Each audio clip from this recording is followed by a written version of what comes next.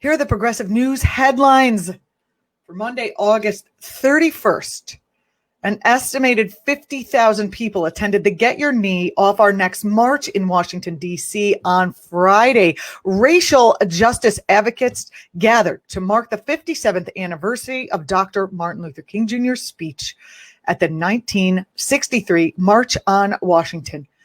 And they also gathered to commit to fighting for meaningful criminal justice reform. The name of the rally, led by Reverend Al Sharpton's National Action Network, refers to the killing of George Floyd by 4 Minneapolis police officers in May, which we all know by now sparked a nationwide uprising over police brutality and helped pressure several cities to begin readdressing policing in their communities.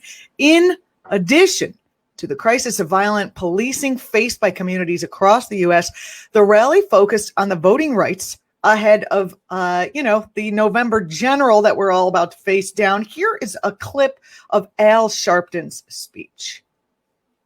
Because they came in 63, we were able to come back in 2020. 2020, we must deal with those that want to rob our right to vote. And even though we're here in the midst of a pandemic, socially distancing, telling y'all to distance, and I keep saying spread out. We want to come to show with our bodies that enough is enough. So we didn't just come today to have a show. Demonstration without legislation will not lead to change. We didn't come out and stand in this heat because we didn't have nothing to do. We come to let you know if we will come out by these numbers in the heat and stand in the heat, that we will stand in the polls all day long. We do not want to be disrespected. How do you speak while this young man, Jacob, lies in a hospital and you won't call his name? How do you sit while Breonna Taylor's in a grave and you won't call her name? How do you sit while Eric Garner's in a grave and you won't call his name? How do you sit while George Floyd is laying in a grave and you won't call his name? Well, Mr. Trump, look right down the block from the White House. We come to Washington by the thousands. We gonna call their name. We gonna call their name. I love the big screen picture of how many people were at this actual march and rally. So many more people than were actually at the inauguration for President Trump. This makes me, wonder about the following story. Michael Moore, our friend of the show, friend of ACT.tv, Michael Moore is warning that there are signs that Trump may win in November in the general. He's pointing to polls in the swing states and the wide gap in enthusiasm between Trump supporters and voters planning to cast a ballot for Biden, because there's the enthusiasm gap. Now, these are swing states, okay? And I think it's important to know these are swing states. It's a little slightly scary, but that's the numbers you're seeing right there, 49, 48. Michael Moore scaring me because he was the only one who said that he believed that Trump could win. Remember back when everyone thought Trump was a joke? He's calling for Democrats to ensure a massive voter turnout. So not just going to, the White House rally to rally, but to turn out to vote. He's citing a CNN poll from August, which showed that in 15 swing states, Biden was only 1 point ahead of Trump. Moore's warning comes days after Progressive pointed to a CBS News poll in which showed Trump winning independent voters by 10 points. This is terrifying. I've had people in my life ask me what they can go and do. Well, you can go to swingleft.org. Easy to remember, swingleft.org, to make sure that Trump is defeated. We don't have time to fool around anymore. Although these polls, you can't trust them.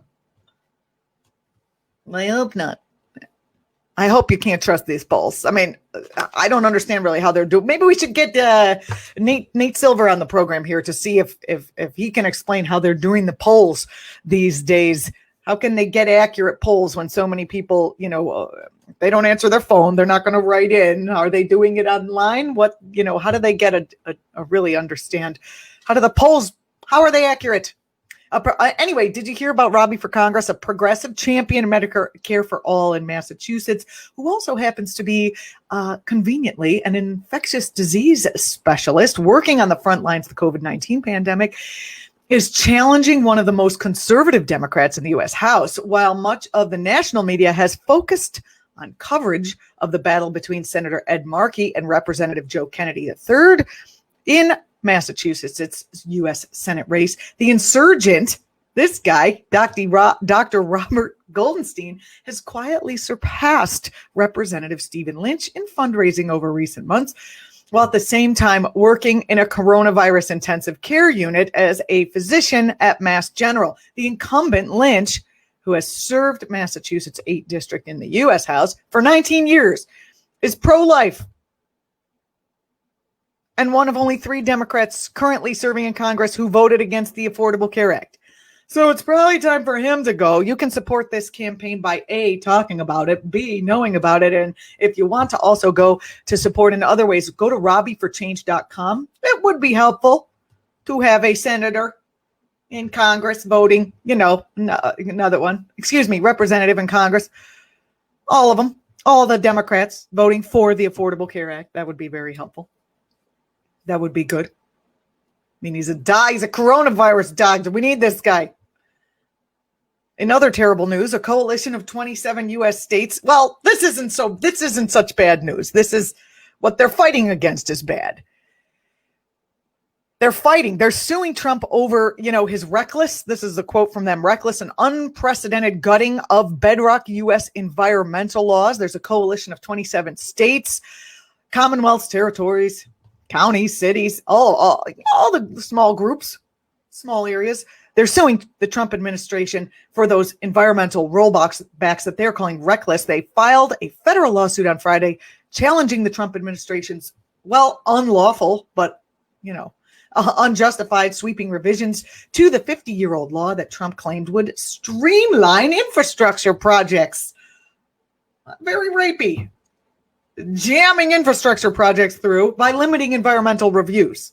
Ridiculous. The lawsuit, led by California Attorney General Xavier Becerra and Washington Attorney General Bob Ferguson, follows a similar challenge to the NEPA challenges from the National Environmental Groups field in the same court last month. And more stuff happening. NBA players are celebrating their victory after multiple NBA teams went on strike to protest police brutality and systemic racism in the wake of the shooting of Jacob Blake. Players and league officials reached a deal Friday to resume the NBA playoffs after they agreed to use the league stadiums as voting locations for the November general election. Very good. You can social distance pretty good in a stadium and also, be indoors where it's air conditioned or not raining on you, especially if you have to wait 2 hours. It's pretty good. Pretty good. I like seeing people coming out and using all of their powers, their star powers, all of their powers, any of their powers, to make sure we still have a democracy and that justice can be served here to the best of our abilities. Anyway, representatives from players, coaches, and governors were to be focused on increasing access to voting, promoting civic engagement, and advocating for meaningful police and criminal justice reform. In addition, the league will sponsor advertising spots during each playoff game, promoting greater civic engagement in national and local elections and raising awareness around voter access and opportunity. Isn't it interesting that, saying, why don't we all get out and vote? Used to be a nonpartisan idea. Getting people to engage civically used to be a nonpartisan idea. Now it's clearly democratic. Get out and vote. If you get out and vote, means Democrats are probably going to win. if we're lucky, if their cheating doesn't take them over the top. It's troubling. It's very troubling. You're watching Act TV. I'm Julianna Forlano. Thanks everyone for watching.